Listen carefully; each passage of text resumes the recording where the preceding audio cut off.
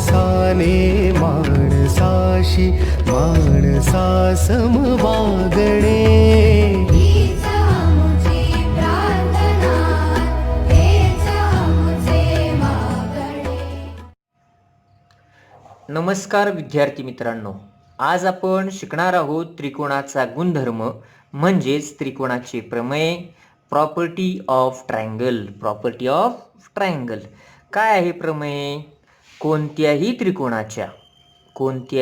त्रिकोणाच्या सर्व कोणांच्या मापांची बेरीज 180 अंश असते. कोणताही त्रिकोण घेतला, तुम्हाला माहिती आहे हा गुणधर्म, कोणताही त्रिकोण घेतला तर त्याच्या सर्व कोणांच्या मापांची बेरीज 180 अंश असते. म्हणजेच the sum of measures of all angles of triangle is 180 degree. The sum of measures of all angles of a triangle is 180 degree. ठीक आहे. मग आता आपल्याला बघा, आपलं ठरलंय, काय ठरलंय? प्रमेयाचं संपूर्ण वाक्य न वाचता काही शब्द वाचायचे आणि त्यांच्या आधारे आकृती काढायची. बघा, आपण असं म्हटलं कोणत्याही त्रिकोणाच्या, बस हे 2 शब्द आपल्याला पुरेसे आहेत. किंवा कोणत्याही नाही शब्द लिहिला तरी चालतो, नुसतं लिहिलं त्रिकोणाच्या सर्व कोणांच्या मापांची बेरीज 180 अंश असते असंही म्हटलं तरी चालतं. कोणताही त्रिकोण असेल तो. मग नुसतं कोणत्याही त्रिकोणाच्या या 2 शब्दांच्या आधारे आपल्याला काय करायला पाहिजे? कशाची आकृती काढायला पाहिजे? एका त्रिकोणाची आकृती काढायला पाहिजे. आणि म्हणून मी या ठिकाणी त्रिकोण ABC काढलाय बघा. एक त्रिकोण काढायचा आणि त्याला नाव द्यायचं आपल्याला पाहिजे ते. त्रिकोण ABC म्हणता येईल, त्रिकोण PQR घेता येईल. ठीक आहे. मग मी या 2 शब्दांच्या आधारे त्रिकोण ABC काढला आहे. मग आकृती झाली काढून, मग काय करायला पाहिजे? आकृतीच्या आधारे पक्ष लिहिले पाहिजे. आकृतीच्या आधारे पक्ष लिहिलं पाहिजे. अतिशय सोपं काम आहे आपल्याला. आकृतीच्या आधारे पक्ष कसं लिहायचं? बघा, आकृतीचं वर्णन आणि वाक्याचा पूर्वार्ध याला धरून आपण काय करतो? पक्ष लिहितो. मग काय शब्द होता रे? कोणत्याही त्रिकोणाच्या. मग काय, कोणता त्रिकोण आहे त्याचं नाव सांगायचं, झालं काम. मग आपण असं म्हणूया, पक्ष त्रिकोण ABC. त्रिकोण ABC हा कोणताही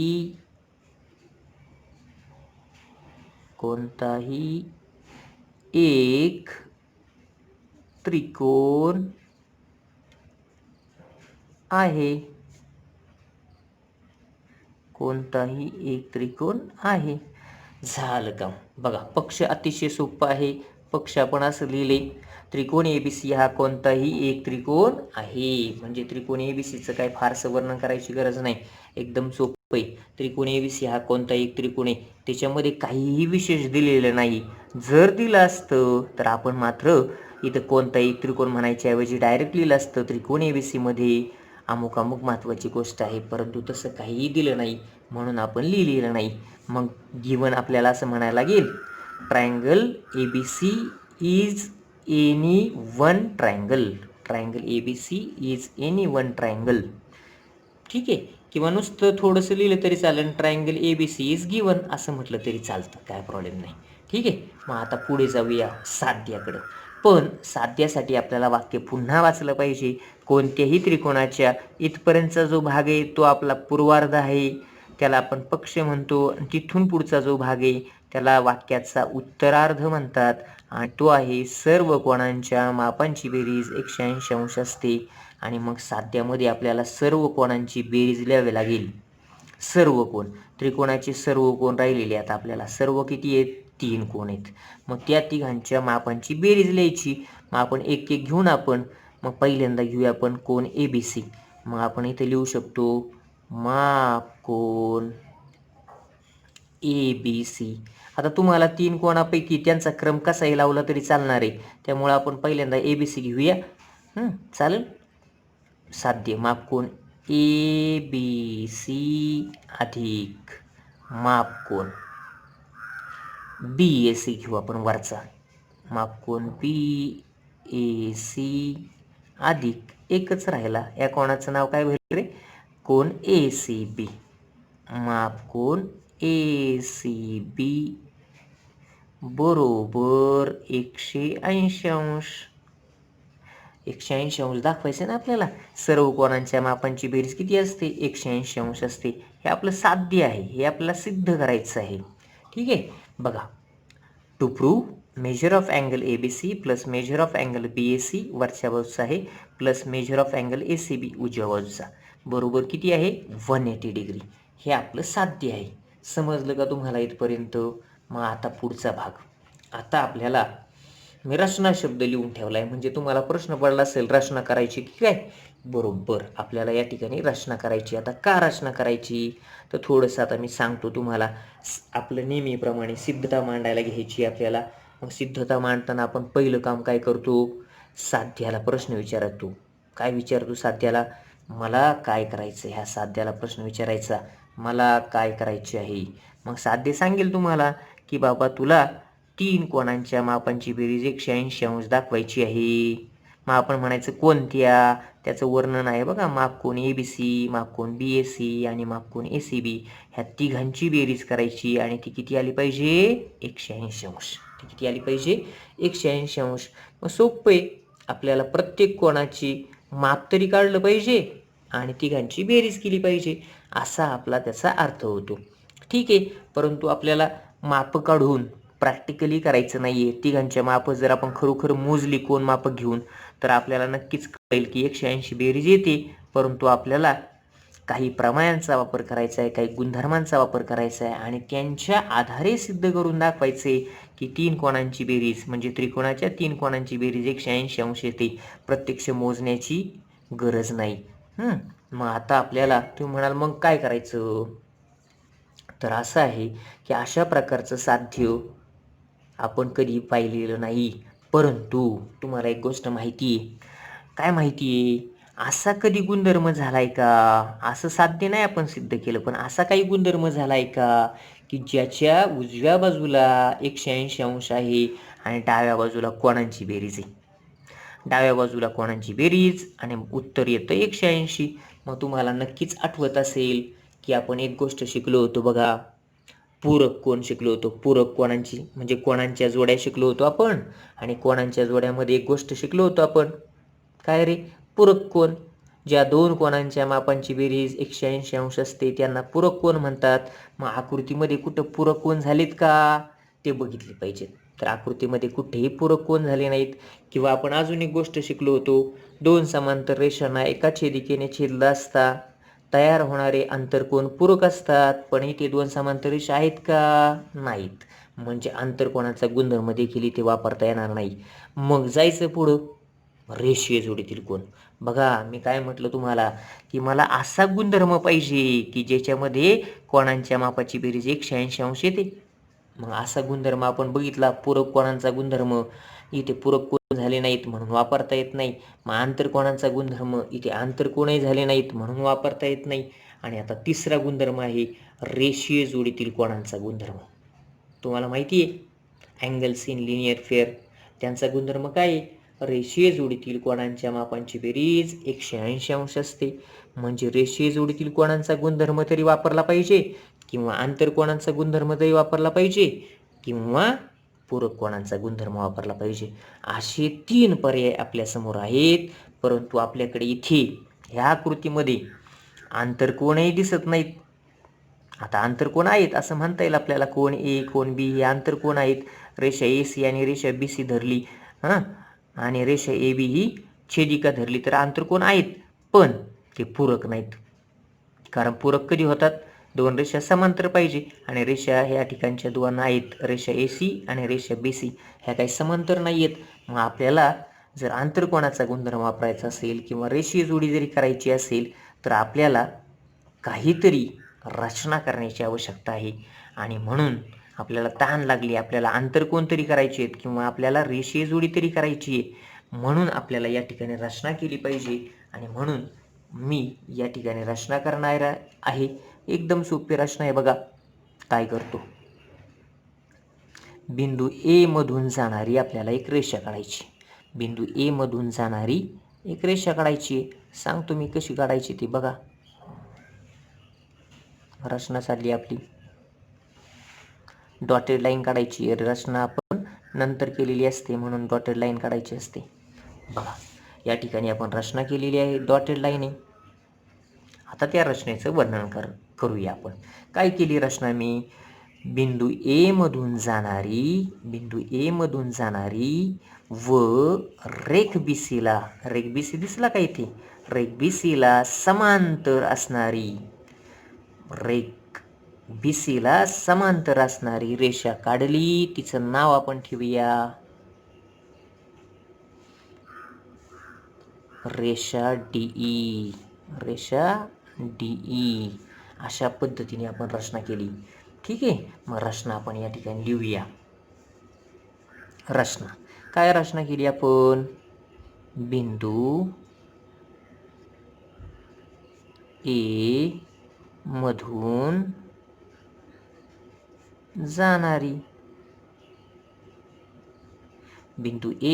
जाणारी व बाजू किंवा रेखला, बाजू म्हटलं तरी चालन, रेख म्हटलं तरी चालन, बाजू बीसी ला समांतर असणारी. कशी?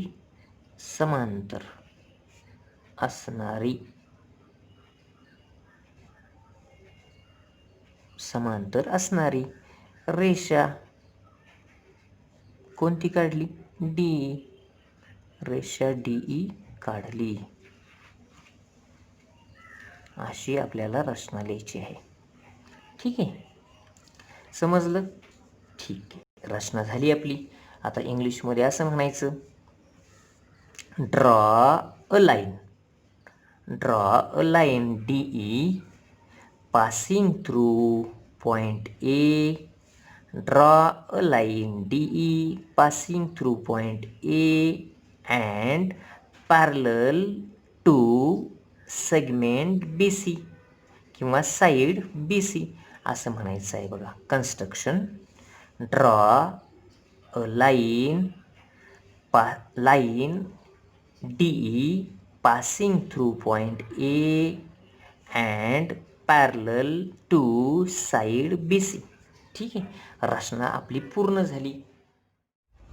चला आता पाहूया सिद्धता, प्रूफ. मग आपल्याला काय सिद्ध करायचे? ह्या तीन कोणांच्या मापाची बेरीज 180 आहे.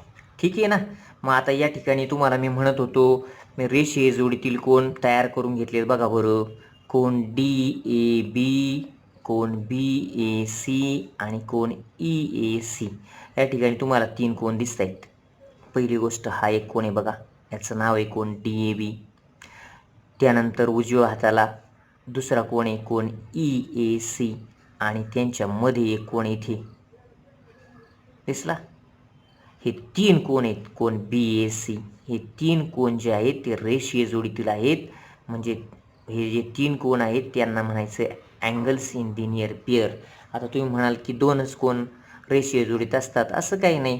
एकाच बिंदूमधून, हा एकच बिंदू आहे ए बिंदूमधून दोन फांद्या फुटल्यात, खाली एक, इकडे एक गेली, इकडे एक गेली आणि त्यामुळं आपल्याला या ठिकाणी तीन कोण झाल्याचं दिसते आणि यांना म्हणतात रेषीय जोडीतील कोण.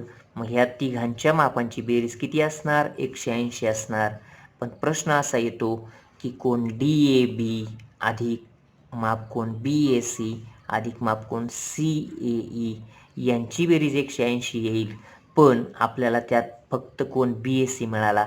मग कोण DAB पाहिजे का आपल्याला? बघा बरं, नाही पाहिजे. कोण EAC पाहिजे का आपल्याला? नाही पाहिजे. म्हणजेच कोण DAB गेला पाहिजे आणि त्याच्या जागी कोण ABC आला पाहिजे. कोण EAC आपल्याला नको, त्याच्या जागी माप कोण ACB आला पाहिजे. आणि त्यासाठी थोडंसं मी वेगळं काम करणार आहे. ते काम आपण जे लागते ती महत्त्वाची माहिती या ठिकाणी लिहून ठेवणार आहे. त्याला आपण एक आकडा देऊया. बघा आकृतीकडे बघितलं की तुम्हाला लगेच लक्षात येईल. आपण रचना अशी केली होती, रेषा DE समांतर बाजू BC किंवा तात्पुरता आपण रेख BCला रेषा म्हणूया म्हणजे तुम्हाला लवकर कळेल. रेषा DE समांतर रेषा BC व छेदिका आहे AB. आहे की नाही? मग आपण या ठिकाणी लिहू ना. मग रेषा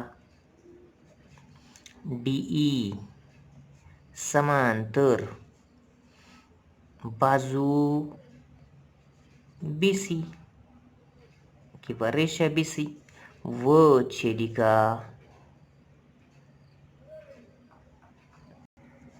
कोणती आहे?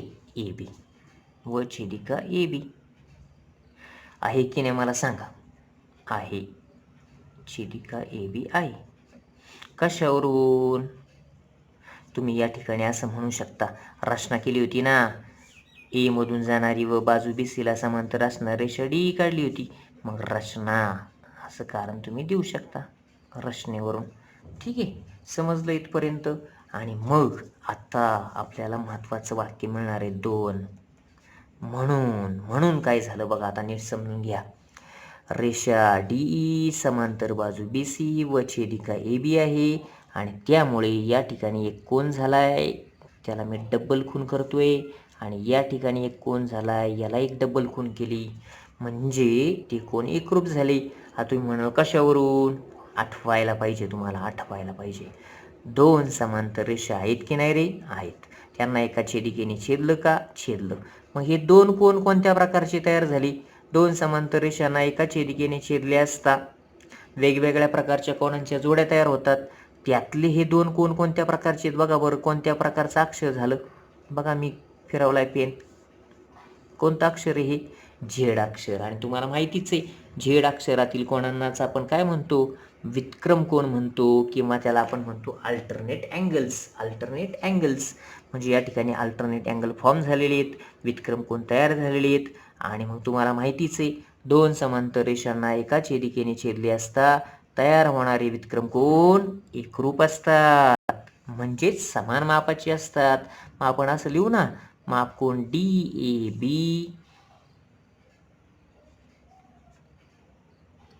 बरोबर कोन ABC. मापकोन ABC व्युत्क्रम कोन एकरूप असतात, म्हणजेच समान मापाचे असतात. आणि याला कारण द्यावं लागेल, व्युत्क्रम कोनाचे प्रमेय. व्युत्क्रम कोनाचे प्रमेय. व्युत्क्रम कोनाचे प्रमेय आपण या ठिकाणी वापरलं. व्युत्क्रम कोनाचे प्रमेय आपण शिकलो होतो, त्याची सिद्धता, त्याचा वापर केला आहे. आता चला पुढे. तुम्हाला माहितीच आहे, मी मगाशी सांगितलं होतं, आपल्याला कोण DAB नको आहे, त्याच्या जागी ABC आला पाहिजे. हे दोघं समान आहेत. मग जेव्हा DAB आपल्याला दिसेल कधी, त्याच्या जागी आपण मापकोन ABC लिहिणार आहे. चला पुढचा आकडा 3. तसेच जसं वर होतं तसंच आहे बघा. आता काय तसेच रेषा DE समांतर बाजू BC. आता तुम्ही म्हणाल हे तर डबल झालं. बरोबर आहे, DE समांतर बाजू BC डबल झालं, पण छेदिका बदलली बघा. व छेदिका, आता मी छेदिका बदलून टाकली. मगाशी होती छेदिका AB, आता छेदिका घेतली AC. उजव्या बाजूची छेदिका घेतली, छेदिका AC. आणि आहे म्हणण्यापेक्षा मी इथे डायरेक्ट कारण देतो, एक ओळ वाया जाते आपली. रचना, पुन्हा एकदा रचनाच कारण आहे. ठीक आहे, मग आपण इंग्लिशमध्ये असं म्हणणार, आल्सो किंवा similarly line D parallel side BC and line AC is a transversal. Line AC is transversal, एवढंच म्हणायचं आहे. ठीक आहे, आणि चौथा आकडा तुम्हाला नक्कीच मिळेल. म्हणून परत आकृती बघायची तुम्हाला. आकृती बघितल्याशिवाय आपल्याला पुढची ओळ लिहिता येणार नाही. बघा, या ठिकाणी रेषा DE आहे, तिला समांतर बाजू BC आहे, ही बाजू BC पुढे आहे असं गृहीत धरा. आणि छेदिका आहे AC. त्याच्यामुळं काय झालं, उलट झेड अक्षर तयार झाले बघा. उलट इकडून इकडं जा, इकडून सीकडे या, सीकडून बीकडे जा. आणि मग या ठिकाणी तुम्हाला हे 2 कोन दिसतील. आणि इथे आता मी काय करतो, छोटासा वर्तुळ काढलेला आहे. ठीक आहे, आणि मग हे 2 कोन पण एकरूप होणार, कारण उलट्या झेड अक्षर आहे. मग नुसतं झेड असलं म्हणून चालत नाही, तर समांतर पाहिजे ना. 2 रेषा समांतर पाहिजे, असं झेड अक्षर पाहिजे, तेव्हा ते व्युत्क्रम कोन एकरूप असतात. 2 समांतर रेषांना बघा, ही एक समांतर रेषा, हिला एका छेदिकेने छेदले असतात. तयार होणारे व्युत्क्रम कोन एकरूप असतात आणि म्हणून आपल्याला लिहावं लागेल कोन EAC म्हणजेच माप कोन EAC बरोबर एकरूप नाही लिहिणार आपण, समान मापाचे लिहिणार आहे. माप कोन ACB, त्याला कारण येईल पुन्हा व्युत्क्रम कोनाचे प्रमेय म्हणजेच अल्टरनेट अँगल थिअरम असं कारण द्यायचं, अल्टरनेट अँगल थिअरम. आणि अशा पद्धतीने आपल्याला सिद्धतेमधले 4 ओळी आपल्या कंप्लीट झालेल्या आहेत. आता आपल्याला 2 नंबरची ओळ आणि 4 नंबरची ओळ अतिशय महत्त्वाची आहे. आता आपण पुढे जाणार आहे 5वा आकडा. 5व्या आकड्यात मी असं म्हणणार आहे, आता कधी म्हणायचं, आधीच्या ओळीवर पुढची ओळ अवलंबून नसेल तर आपण आता म्हणतो, म्हणजेच नाव म्हणायचं आहे. आणि मग पुढे काय लिहायचं आहे बघा. आता पुढचा गुणधर्म, व्युत्क्रम कोणाचा गुणधर्म संपला. आता पुढचा गुणधर्मासाठी आकृती बघा. मी सुरुवातीला सांगितलं होतं, मी रेषीय जोडी तयार करून घेतली की नाही. इथे ही रेषीय जोडीतील कोण आहेत 1 2 3. मग रेषीय जोडीतील कोणाचा गुणधर्म मी आता वापरणार आहे. मग या ठिकाणी आपल्याला रेषीय जोडीतील कोणाचा गुणधर्म लिहायचा आहे. ठीक आहे, दिसते इथं बघा.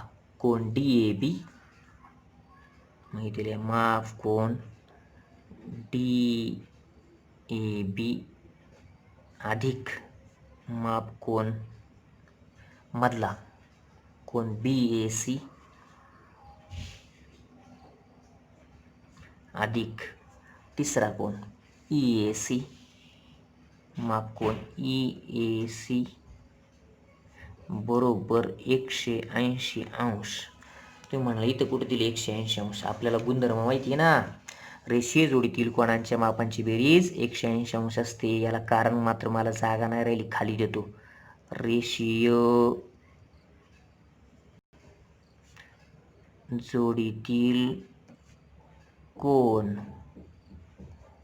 रेषीय जोडीतील कोन अँगल्स इन लिनियर पेअर. अशा पद्धतीने आपली 5वी ओळ पूर्ण झाली. परंतु आता आपण 6व्या आकड्यात असं म्हणणार आहे परंतु, किंवा डायरेक्ट किमती टाकल्या तरी चालेल, सिद्धता मोठी करायची नसेल तर. बघा परंतु काय, माप कोन DAB दिसला का. माप कोन DAB, या ठिकाणी DAB आपल्याला पाहिजे का बरं. बघा आता साध्याची तुलना करा. DAB पाहिजे का मला सांगा. नाही पाहिजे. BAC पाहिजे का. हो चालेल. कोन BAC आपल्याला पाहिजे. EAC पाहिजे का. नाही पाहिजे. मग काय करता येईल, DAB नको त्याच्या जागी कोण आहे, इथे बघा. DAB नको त्याच्या जागी कोण आहे, ABC. आणि मग आपण डायरेक्ट लिहूया, म्हणजे आपली सिद्धता पूर्ण होईल. म्हणून माप कोन DABच्या जागी माप कोन ABC लिहिला. म्हणून माप कोन ABC काय केलं, DABच्या जागी, कारण DABची किंमत आपण ऑलरेडी काढली, ती आली होती माप कोन ABC. दोघे समान आहेत म्हणजे एकमेकाशी तंतोतंत जुळतात, एकमेकाची जागा घेऊ शकतात. DABच्या जागी ABC लिहायला परवानगी आहे. अधिक माप कोन BAC पाहिजे आपल्याला, मग आहे तसा लिहिला. अधिक माप कोन EAC पाहिजे का. साध्याकडे बघा, EAC नको आहे आपल्याला, कोण पाहिजे, ACB तो पाहिजे. मग ACBची किंमत आहे का, बघा इथे काढून ठेवली 4 नंबर विधानामध्ये. माप कोन EACच्या जागी माप कोन ACB लिहिता येईल. आणि म्हणून माप कोन ACB लिहू शकलो. आणि बरोबर हीच ओळ आपली चालली आहे बघा, हीच ओळ चालली. DABच्या जागी माप कोन ABC लिहिला, माप कोन BAC आहे तसा लिहिला. अधिक माप कोन EACच्या जागी मी माप कोन ACB लिहिला. आणि उत्तर पुढे काय आहे, बरोबर 180 अंश. पण या ठिकाणी मात्र कारण द्यायची गरज आहे. कशावरून, विधान 2 व 4 वरून, असं तुम्हाला म्हणण्याची गरज आहे. म्हणजे कळून जाईल तुम्हाला, विधान 2 वापरलं आहे, विधान 4 वापरलं आहे. आणि त्यामुळं आपल्याला साध्य या ठिकाणी झाल्याचं दिसून येईल. इथे इंग्लिशमध्ये कारण द्यायचे फ्रॉम 2 and 4, फ्रॉम 2 and 4 एवढंच म्हणायचे. आणि मग झालं का साध्य बघा बरं. आता तुम्हाला माप कोन ABC अधिक माप कोन BAC, माप कोन ABC अधिक माप कोन BAC अधिक माप कोन ACB अधिक माप कोण ACB, बरोबर किती पाहिजे 180, बरोबर किती आला 180. आणि अशा पद्धतीने या ठिकाणी आपलं बघा, या ठिकाणी आपलं साध्य झाल्याचं दिसून येते. बघा, पूर्ण साध्य आपलं या ठिकाणी झालेलं आहे. आपण त्याला कारणसुद्धा दिलेलं आहे. ठीक आहे. मग अशा पद्धतीने त्रिकोणाचा गुणधर्म किंवा त्रिकोणाचे हे जे प्रमेय आहे ते परीक्षेला आपल्याला सिद्ध करायला येतं. फक्त परीक्षेला प्रमेय दिलेला असतो, कोणत्याही त्रिकोणाच्या सर्व कोणांच्या मापांची बेरीज 180 अंश असते, हे सिद्ध करा, हे सिद्ध करा असा प्रश्न येतो. आणि मग तुम्हाला इथून पुढे सगळं काम करावं लागतं. तुम्हाला आकृती काढावी लागते स्वतःच्या मनाने, तुम्हाला स्वतः पक्ष लिहायचे, तुम्हाला स्वतः साध्य लिहायचं असतं, स्वतः रचना करायची असते आणि स्वतः सिद्धता मांडायची असते. एवढं काम तुम्हाला पूर्ण करायचं आहे इथून इथपर्यंत. एवढं काम केलं की तुम्हाला ह्याला जर 3 मार्क असतील तर 3 मार्क मिळतील. किंवा कधी कधी आपल्याला ॲक्टिव्हिटी बेस्ड प्रश्न येतो, म्हणजे काही काही चौकटी केलेल्या असतात, रिकामी जागा असते. उदाहरणार्थ या ठिकाणी मापकोन BACला मी जर चौकट केली आणि रिकामी जागा ठेवली तर तुम्हाला त्यामध्ये फक्त मापकोन BAC लिहायचा आहे. किंवा या ठिकाणी मी रेषा DEला रिकामी चौकट ठेवली तर तुम्हाला बघायचं बाजू BCला कोण समांतर आहे आणि कारण रचना आहे, मग कोण आहे DE, तुम्हाला रेषा DE चौकटीमध्ये भरायची असते. अशा प्रकारचा प्रश्न जर आला तर त्याला म्हणतात ॲक्टिव्हिटी बेस्ड क्वेश्चन. ठीक आहे. आज आता तुम्हाला एवढं कळलंच असेल. आज एवढंच. ओके, धन्यवाद.